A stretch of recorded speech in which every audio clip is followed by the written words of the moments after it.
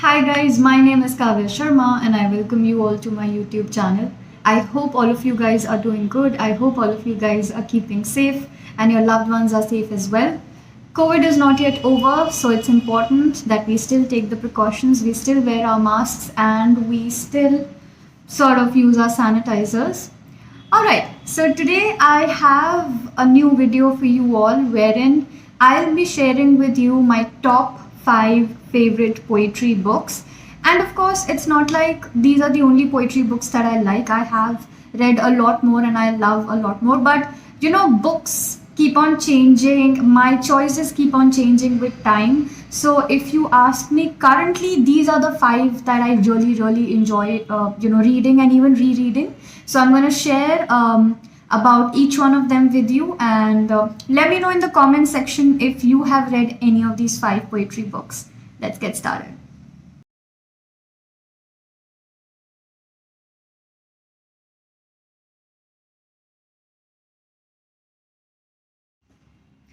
Alright, so the first poetry book that I am going to share with you is The Prophet by Khalil Gibran. Alright, so this is short, not really that long. It's a beautiful poetry book. Some people can even call it short stories. I mean, there is a very thin line, and basically, it is lessons of life. It is the learnings of life that the poet has shared with the readers. There is coming of age, poem on love, poem on marriage, poem on life, on work, on joy and sorrow, on houses, on clothes, on crime, on punishment, freedom, reason, anything and everything. The most basics of question we ask ourselves as human when we are in that introspecting, phase and zone. This is the book that you should be reading to get your answers, I guess. There are no right answers, there are no wrong answers, but this is one book which will sort of make you introspect from within and look inside your own self and come to a reasonable understanding about what life is, what love is, what marriage is, what beauty is, and in the most simplest of language and the most easiest way written. And that is why I keep going back every time I feel like, I just want to read something that gives me some sort of peace. I go back to this one.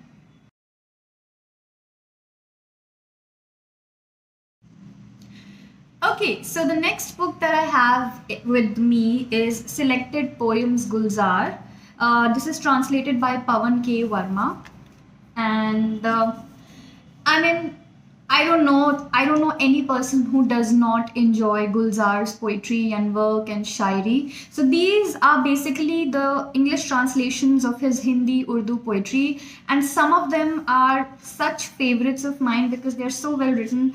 I'll share with you my favorites. One poem's name is Universe, one is God, one is Honeymoon Clothes, one is The Valley of Kashmir, one is for Nasiruddin Shah, of course the actor, one is Neighbor, and one is The Old Woman. These are my favorite ones.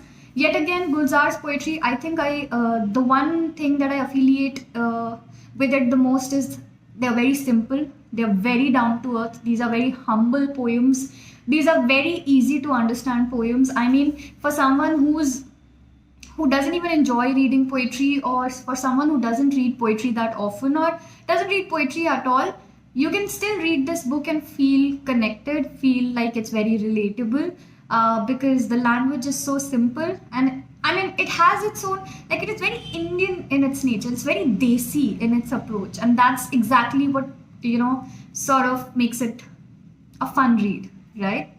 So Gulzar is my second choice.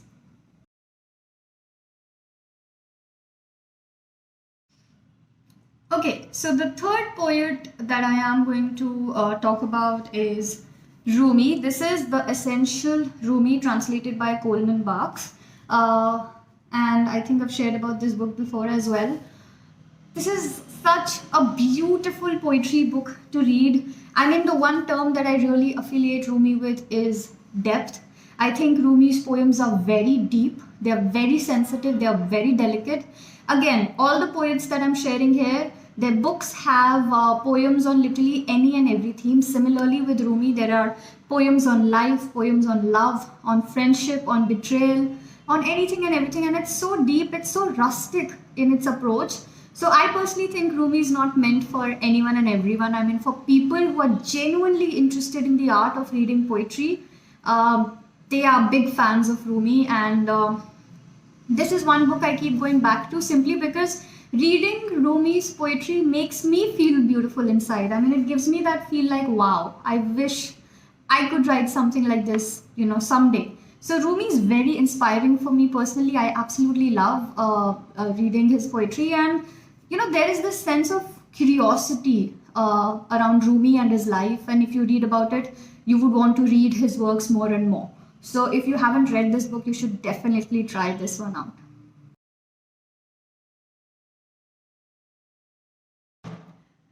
The fourth poet that I am going to share with you all is Meena Kandaswamy's, and the name of the book is Miss Militancy.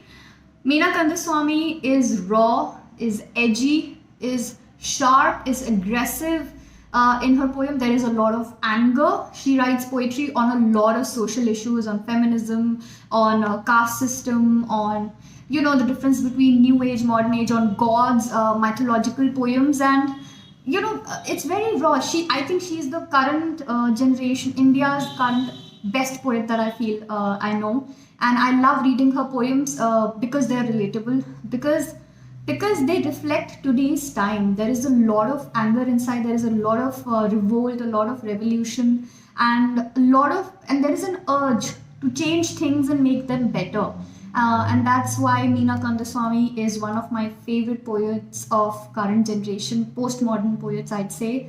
And her work for me is absolutely relatable in that sense. So if you haven't read Meena Kandaswamy, you should definitely go ahead and read her work.